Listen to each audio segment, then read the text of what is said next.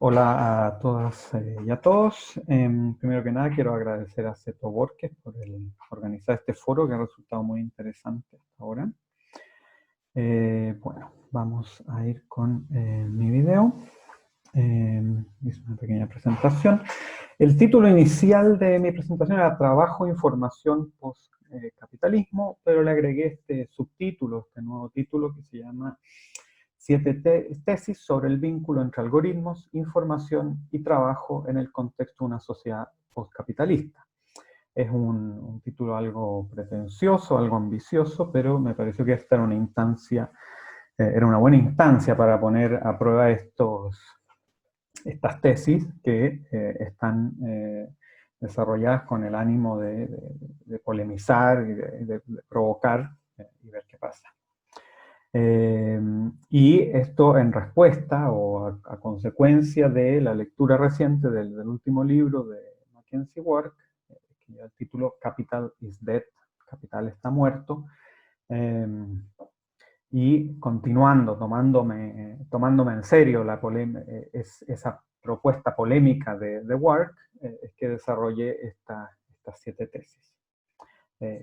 Bueno, partamos entonces con la primera. Primera tesis diría entonces, hoy estamos siendo testigos del paso de un modo de producción capitalista a un modo de producción postcapitalista.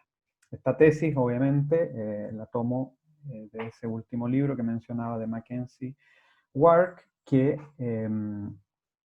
ya está, ese libro está escrito, como digo, con ese ánimo de polemizar, pero aquí lo que quisiera es, bueno, tomarme en serio esa provocación de Ward y preguntarme efectivamente, bueno, ¿qué pasa si esto que Ward está proponiendo es correcto? ¿Eh? O sea, tomárselo en serio. ¿Eh? La tesis de Ward es que en el capitalismo contemporáneo estaría retrocediendo y estaría siendo reemplazado por un nuevo modo de producción que él no define, no le da un nombre muy específico, pero sería un modo de producción postcapitalista, y que se caracterizaría porque su composición de clase ya no sería entre el trabajo y el capital, no estaría guiada por esa oposición, sino más bien por la oposición entre información y el control de esa información. Entonces la composición de clase sería, la nueva composición de clase sería entre hackers, que son quienes producen la información, y los vectorialistas, que es la clase dominante que controla el acceso, el procesamiento y el uso de esa información. Aquí hago un par de aclaraciones. Primero, Ward quiere, como digo, polemizar con esta tesis, porque para él el énfasis de la teoría crítica en la crítica al capitalismo ha contribuido también en su eternalización y ha contribuido, por lo tanto, en eso que Fisher llama el realismo capitalista, o sea, esa incapacidad de pensar más allá de un modo de producción capitalista. En segundo lugar, Ward no está diciendo que hay un reemplazo total. Lo que está diciendo es que esta es una tendencia que hay que empezar a tomarse muy en serio, pero que no significa que este nuevo modo de producción postcapitalista no sigue conviviendo con modos de producción capitalista completamente tradicionales, tal como en sus orígenes el capitalismo convivió por muchos años, y uno podría decir que sigue haciéndolo, con modos de producción precapitalistas, y con una composición de clase articulada, por ejemplo, en torno a los dueños de la tierra y a quienes trabajan la tierra, por ejemplo. Entonces se trata más bien de un análisis de una tendencia, muy similar a lo que propone Gilles Deleuze en el Postscriptum de las sociedades de control, donde nos dice que, bueno, esto de las sociedades de control es una tendencia, pero que él reconoce que 3/4 del planeta siguen viviendo en condiciones de precariedad radical en las cuales esas tecnologías del control ni siquiera son imaginables. Ahora, lo que a mí me parece que es interesante es tomarse en serio, o sea, si nos tomamos en serio la propuesta de Wark, y empezamos a pensar en un nuevo modo de producción que gira en torno a la noción de información, eh, solo una aclaración. Claro, desde la perspectiva marxista tradicional, alguien podría decir, bueno, lo que está diciendo Ward no es algo postcapitalista, sino que simplemente nuevos términos para la contradicción entre capital y trabajo. O sea, él está llamando a los trabajadores hackers, porque ahora son trabajadores de información, en torno a la información, trabajadores cognitivos, y el capital, el vectorialista que él está llamando, sigue siendo un capitalista. Pero el punto es que precisamente si nos tomamos en serio la tesis de Ward, podríamos decir que habría la diferencia central es que el modo de producción ya no gira en torno a una noción antropocéntrica de trabajo, sino a una noción post-antropocéntrica de información. Y eso es lo que quiero desarrollar en las tesis que continúan. No me demoro más. Tesis 2. La crítica de la economía política de Marx se sostiene sobre una definición antropocéntrica de la categoría de trabajo, distinta de la actividad tanto animal como aquella de las máquinas. Hay que recordar que en Marx el concepto de trabajo, de proceso de trabajo, él lo define como el desgaste de energía humana en vistas a la producción de valores de uso. ¿Ya? Marx es muy claro, a lo largo de su crítica a la economía política, que el trabajo es una dimensión esencialmente humana. Y en tanto tal se distingue de los animales y de las máquinas. Se distingue de los animales porque introduce en la producción de valores de uso la voluntad del individuo trabajador a través de construir en su imaginación o de poseer en su imaginación el plano de aquello que va a ejecutar en el proceso de trabajo. Vamos a ver eso en la tesis siguiente. Y respecto de las máquinas, también se diferencia precisamente, la diferencia ahí clave es la diferencia entre trabajo vivo y trabajo muerto, donde en la máquina aparece como mero trabajo muerto, o sea, como mero resultado del trabajo vivo pasado, pero no posee en sí mismo el carácter ontológico que posee el trabajo vivo. También vamos a volver a eso en la siguiente. Solo una última cosa respecto de ese último punto, es que como dice ahí la tesis, por ejemplo, de un marxista muy ortodoxo, muy estricto, como es George Cafensis, él propone que precisamente las máquinas no pueden producir valor porque no trabajan en el sentido humano. Es puro acción y reacción mecanicista. Y en tanto tal, no pueden resistir, no pueden negarse a trabajar y por lo tanto no pueden generar valor. Vamos a volver también a eso en la siguiente tesis, que amplía la tesis 2 porque especifica aún más esta singularidad del trabajo humano a partir de definir lo siguiente. La singularidad del trabajo humano en el pensamiento marxista está determinada por el carácter esencialmente humano de la facultad de la imaginación. Es decir, lo que distinguiría, por lo tanto, el trabajo humano, lo que propongo aquí, lo que distinguiría el trabajo humano en la crítica de la economía marxista, tanto de la actividad del animal como de la actividad de las máquinas, es la facultad de la imaginación, que sería una característica esencialmente humana, y en ese sentido Marx estaría heredando esa noción, ese concepto de facultad de imaginación como algo esencialmente humano de la filosofía moderna, de ese arco que iría de Descartes a Kant, esa noción de imaginación ahí como central de lo distintivo de lo humano. No me adelanto. Aquí, entonces, por un lado, Marx dice, tanto desde los manuscritos del 44 hasta el Capital, Marx sostiene esta definición del trabajo humano distinto del animal con la clásica distinción con respecto de las abejas o de los castores, a partir de la cual lo que sería singular del humano es poseer en su mente, en su imaginación, de antemano, el producto que quiere construir. Y lo mismo respecto de las máquinas. Y eso, dice él, hace del peor arquitecto humano que el peor arquitecto humano sea más valioso que la mejor abeja constructora.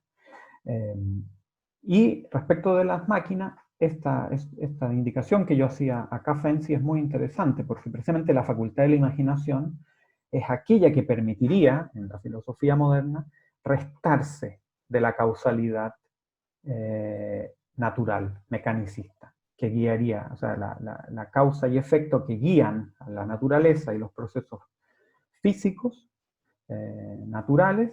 La facultad de la imaginación sería lo que permitiría el retardo que permite introducir, como diría Kant, una nueva causalidad, una nueva serie de causas y efectos.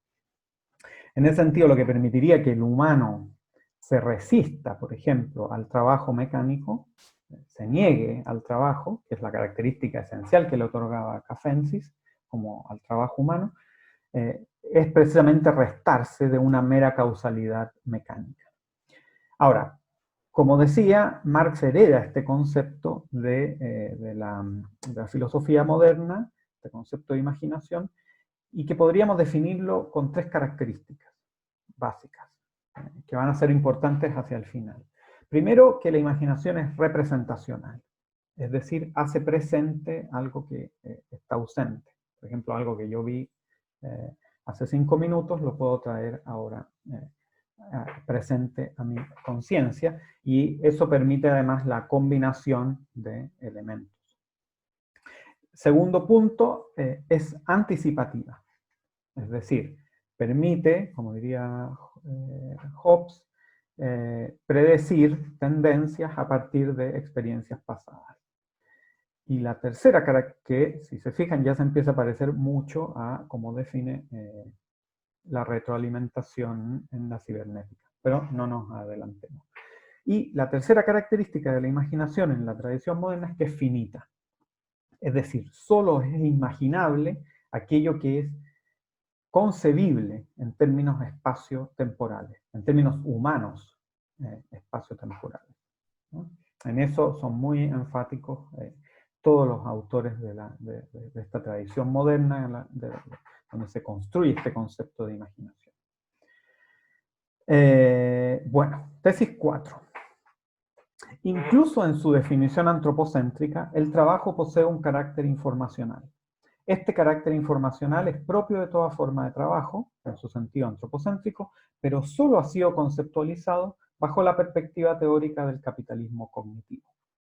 Es decir, aceptamos que en la crítica a la economía política marxista hay una definición antropocéntrica de trabajo, pero aún ese trabajo concebido antropocéntricamente posee una dimensión informacional.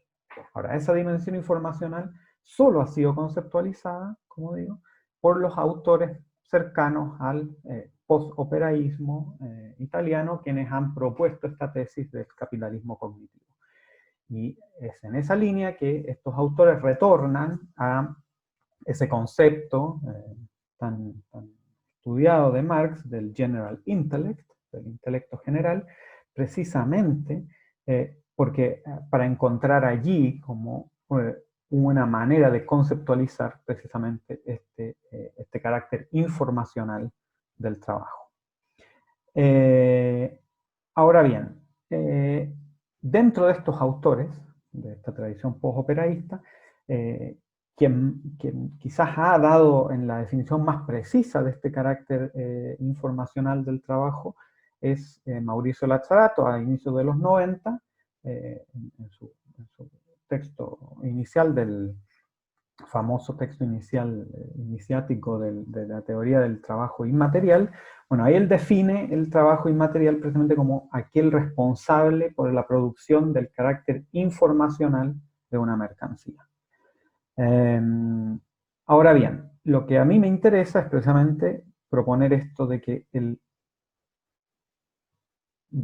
el carácter informacional del trabajo ha existido siempre en la definición antropocéntrica del trabajo, y no solo en este último momento de capitalismo cognitivo. Entonces, la idea es apropiarse del concepto de trabajo inmaterial del Lazzarato, que ha sido un concepto extremadamente mal comprendido, pero no vamos a entrar en eso.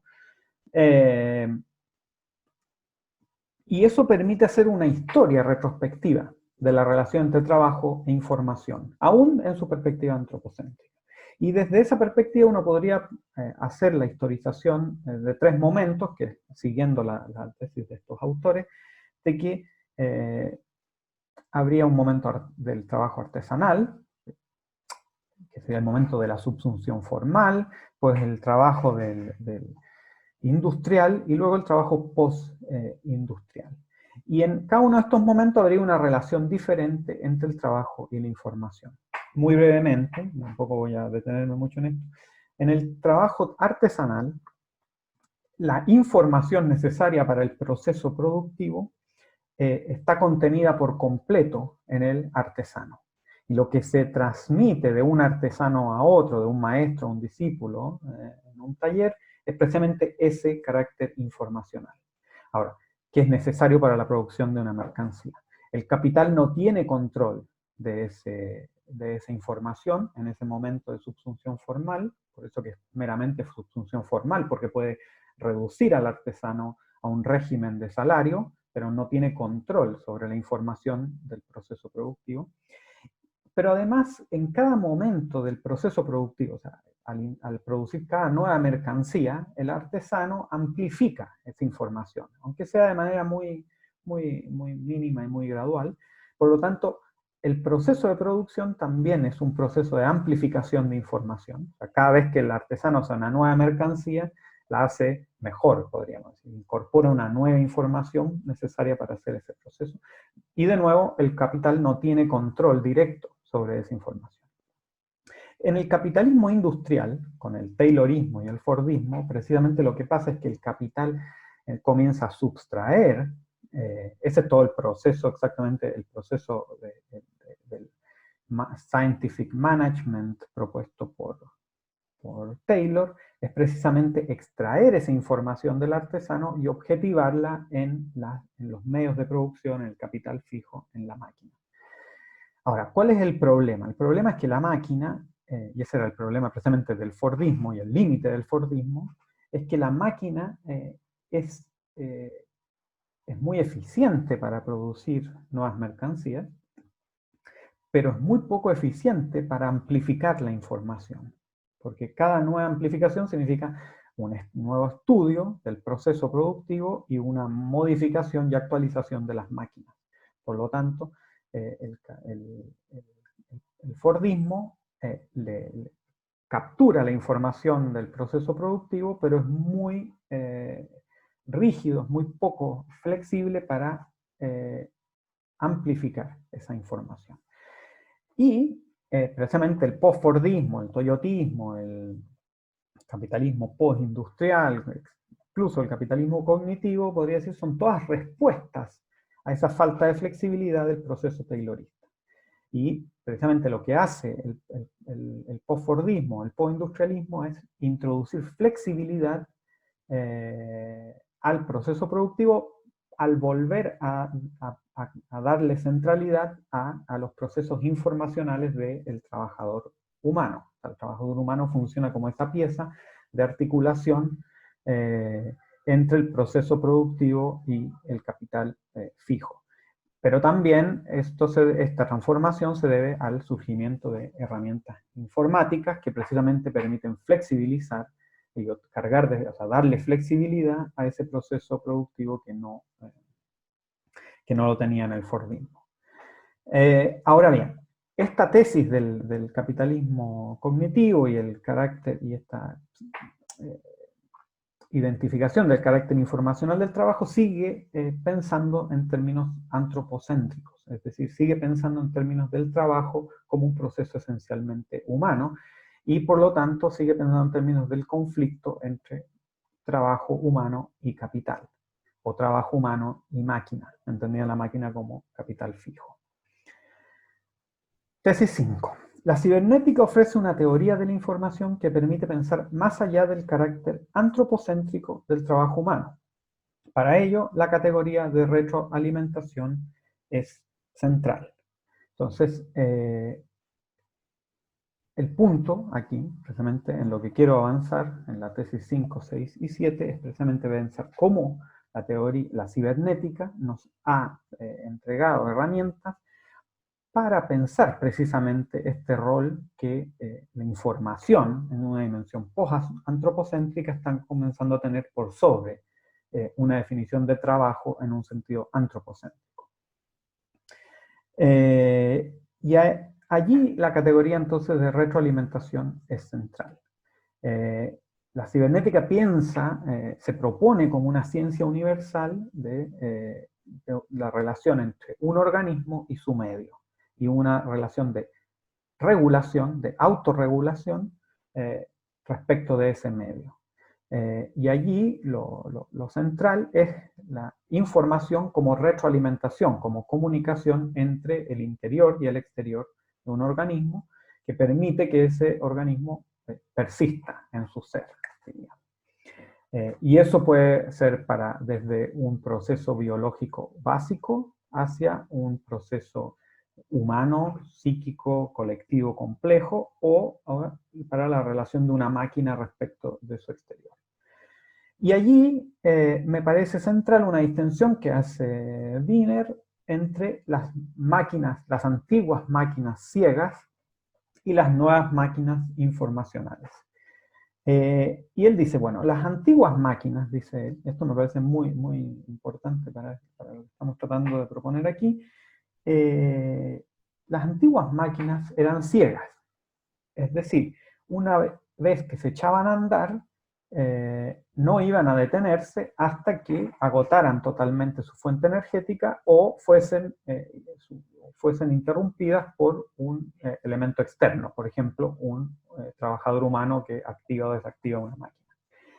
Y eso se debe a que no tenía un canal de comunicación con el exterior. Entonces, desde esa perspectiva uno podría decir que la definición marxista de máquina, Marx define la máquina, él toma esa definición de Charles Babbage, como un sistema compuesto de tres partes. Un motor, que es la fuente de energía, que es la fuente de movimiento, un canal de transmisión, que transmite ese movimiento de un lugar a otro, y por último la herramienta, que es quien ejecuta el proceso de trabajo mismo. No voy a entrar en los detalles del análisis de Marx respecto de eso, pero podríamos decir que esa máquina pensada de esa manera es una máquina, como lo ha pensado Wiener, una máquina ciega, ¿no? Porque se activa o se desactiva, pero no tiene una capacidad de relacionarse, de intercambiar información con el exterior. Y por ello que Marx piense en el Capital principalmente que la automatización de la fábrica va a conllevar a la reducción del humano al mero supervisor de las máquinas. Es precisamente porque las máquinas no tienen esa capacidad de intercambiar información con el exterior, las máquinas antiguas, que Marx todavía requiere del trabajador humano para ser ocupar ese lugar. O sea, el que decide cuándo se activa y cuándo se desactiva la máquina. En cambio, dice Wiener, y eso es precisamente lo que le interesa a la cibernética, es pensar el desarrollo de la automatización a partir de la categoría de retroalimentación, es decir, a través de la capacidad de las máquinas de gradualmente establecer mecanismos de intercambio con el exterior. Entonces él dice una máquina cibernética, una máquina informacional, a diferencia de las máquinas ciegas, tiene 5 elementos, no solo 3.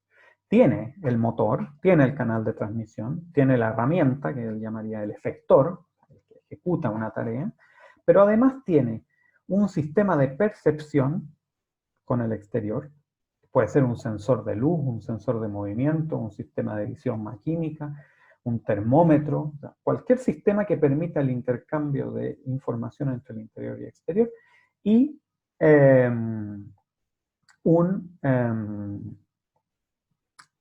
un sistema nervioso que decide cuándo actuar y cuándo no actuar en base a la información que le provee ese sistema de percepción.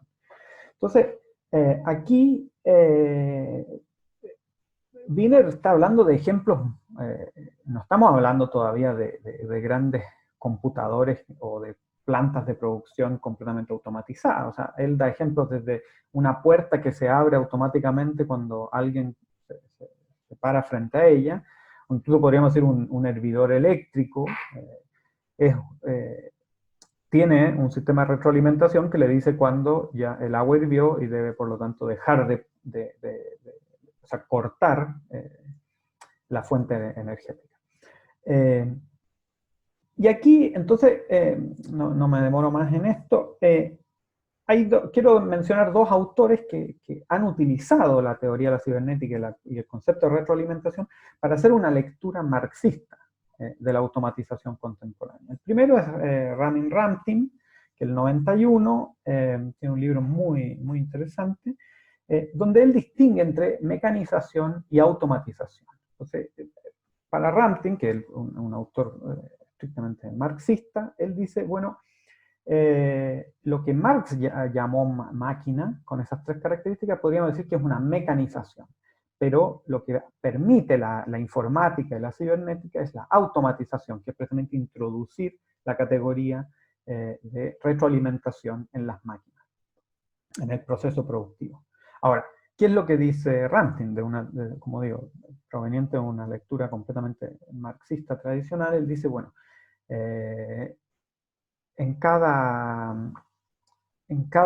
con la mecanización ya se reducía al mínimo la cantidad de trabajo vivo contenida en cada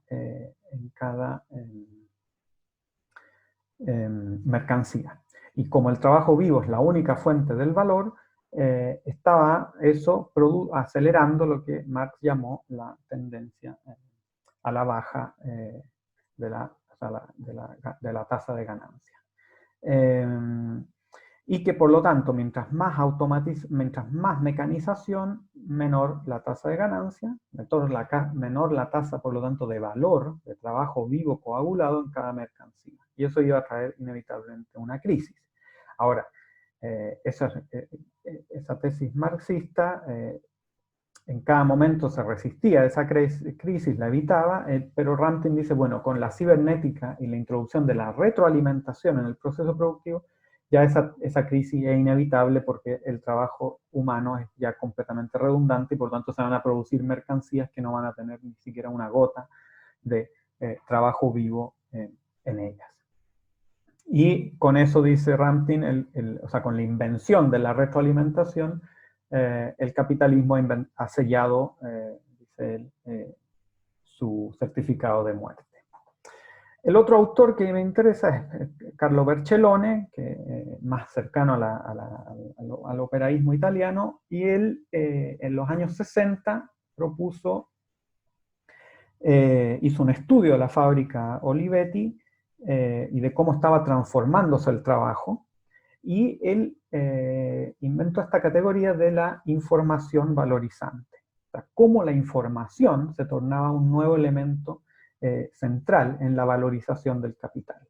¿Y cómo lo hacía? Bueno, precisamente a través de la captura de cada microdecisión que hacía un trabajador en su proceso diario. O sea, si volvemos a la historización que hicimos en la tesis anterior, se trataría, en esta categoría de información valorizante, dice Bercellone, es la captura que hace el capital de esas microdecisiones que flexibilizan precisamente el proceso de producción fordista. Entonces hay lo que dice Bercellone es que hay perdón, no es Bercellone, es Romano Alquati, perdón. Olviden todo lo que dije de Bercellone, es Romano Alquati, perdón, quien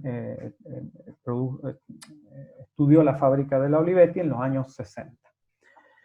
Bueno, Al-Kuati entonces dice que hay una información horizontal que pertenece al trabajo vivo de cada trabajador y que a través de distintos mecanismos informáticos de retroalimentación, el capital los captura y los transforma en información vertical, es decir, que puede luego guiar el trabajo, a través del cual el capital puede guiar el trabajo.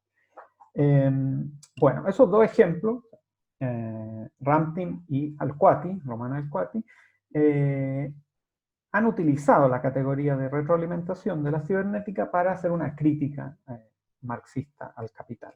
Ahora, ¿cuál es el problema que veo yo, o el límite que veo yo con esas dos interpretaciones? Precisamente que siguen pensando a partir de una centralidad del trabajo, en términos antropocéntricos. Entonces, en las dos tesis que quedan, quiero desarrollar una alternativa a esto. La tesis 6 propone que la emergencia de algoritmos de aprendizaje maquínico constituye una nueva facultad de la imaginación técnica que hace ingresar a la información en una dimensión post-antropocéntrica. Aquí, bueno, no voy a repetir mucho de lo que ya propuso Javier Blanco en su video y también, de alguna manera, Pablo Rodríguez también en su video. Lo que me interesa es precisamente cómo estos algoritmos de aprendizaje maquínico estarían llevando la categoría de retroalimentación a un nuevo nivel en el cual ya no es posible seguir hablando en términos antropocéntricos. El punto es, bueno, lo primero, la diferencia entre, muy brevemente, porque esto, como digo, ya lo desarrolló Javier, la diferencia entre algoritmos basados en reglas y algoritmos basados en aprendizaje maquínico. Bueno, los algoritmos basados en reglas, el programador humano debe definir todas las reglas de antemano. Por lo tanto, los algoritmos basados en reglas sirven solo para resolver cuestiones para las cuales nosotros ya tenemos una receta, ¿no? O tenemos un plano. Precisamente tenemos en la facultad humana de la imaginación un plan de los pasos necesarios para resolver una cuestión. Independiente de que el algoritmo lo haga de una manera mucho más eficiente, más rápida, a una escala mucho mayor y todo eso, pero el plan ya debe estar diseñado de antemano. En los algoritmos de aprendizaje maquínico, ese plan, por llamarlo de algún modo, empieza a ser diseñado de manera automática a partir de un proceso de entrenamiento. Ahora, eso, por un lado, significa que se transforma en una caja negra, en muchos casos. Se transforma en una caja negra por la escala que tiene, pero también porque es, en muchos casos, irrepresentable, precisamente en las categorías dentro de la capacidad finita del entendimiento espacio-temporal humano, los procesos del aprendizaje maquínico son irrepresentables. Eso hace que el algoritmo de aprendizaje maquínico se transforme en una caja negra. Y aquí me interesa el concepto de Flusser, de imaginación técnica, que bueno, Flusser lo define para la fotografía, el cine, en otros términos, pero me interesa pensar los algoritmos de aprendizaje maquínico como una facultad de la imaginación técnica. Y aquí, ¿cuáles serían las características de esta imaginación técnica? Muy brevemente, sería post-representacional, sería la anticipación que hace del futuro, la haría a través de un proceso de correlación automático que identifica patrones muchas veces donde allí nosotros somos incapaces de verlos. Es post-representación en el sentido que lo que importa es cómo ejecuta una acción respecto en la realidad, pero cómo ejecuta esa acción nosotros no podemos comprenderlo. Y por último, entonces, no se regiría por esta finitud espacio-temporal que definiría a la imaginación humana. Y ya con esto voy terminando. La tesis 7, por lo tanto, la noción de información de Gilbert Simondon permite desarrollar una teoría del valor post-representacional y post-antropocéntrica más adecuada para el análisis de las relaciones de poder propias del contexto postcapitalista. O sea, si nos tomamos en serio la tesis de Wark, aquí menciono algo que olvidé mencionar al inicio, que Wark nos propone que este capitalismo, o sea, este modo de producción postcapitalista no es que sea una solución a los conflictos del capitalismo. O sea, él dice, esto puede resultar ser aún mucho peor que el capitalismo. Bueno, si nos tomamos en serio la tesis de Wark, yo quisiera proponer que precisamente el concepto de información de Gilbert Simondon permite desarrollar una teoría del valor adecuada al modo de producción que él está proponiendo. O sea, Wark habla de la información como el nuevo centro, eje de este nuevo modo de producción, pero no desarrolla de manera satisfactoria, me parece a mí, el concepto de información, y creo que ahí hay una tarea pendiente de utilizar el concepto de información de Simondon para ello. Ahora, eso que saldría de ahí sería una teoría del valor que es post-representacional y post-antropocéntrica. En primer lugar, y con esto ya voy cerrando, Simondon hereda gran parte de su estudio, de su concepto de información de la teoría cibernética, ¿no? Es una continuación en ese sentido. Pero hay una diferencia que a mí me parece que es radical y que hace que central a Simondon, y que es el carácter de unidad relativa. El concepto de unidad relativa con el que Simondon piensa a todo ente. Ningún ente es autosuficiente, ningún ente es una unidad cerrada. Todo ente, en tanto que es, exige la relación permanente entre un dentro y un afuera. Y eso aplica desde un cristal hasta una sociedad.